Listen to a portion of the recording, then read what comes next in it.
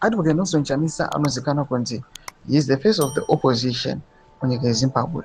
Panguva ino NACHAMISA pachibuda different versions about stories ari kutranspire at the moment.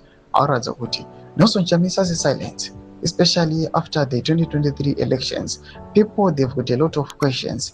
Panguva ine kunoonekwa kunzi NACHAMISA kune marumors ari kutendera kuti aiwa this opposition leader anofanira kunge akareceive some goods, services or money from ZANU-PF kuti remain silent. Tisapinda mashoko buda nyuko panguva ino very subscribe or like out on the bell icon.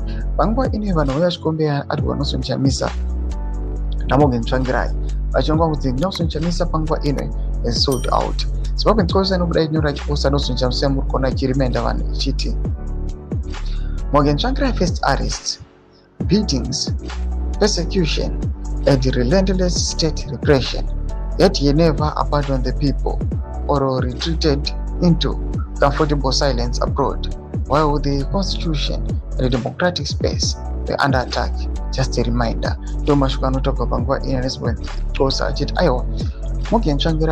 he fought for Zimbabwe by all means. Vaikwanisa napo zvaitoita kuti aporohwa, zvinonguva achimboarestiwa, zvinonguva achitomboputsa kana kutourayiwa chaiko. But panguva inei kunoonekwa kunzi there are some individuals vakabvuma kuti aiwa let us take from Mnangagwa, but panguva inei vakutonogara kune dzimwe nyika, nyangwe constitution vachiona being teared up, vanenge vakutarira they are just silent.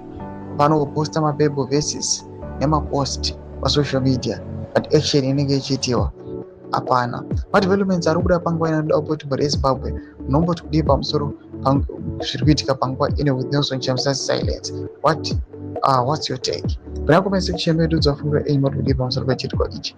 So subscribe or like, chat on the bell icon.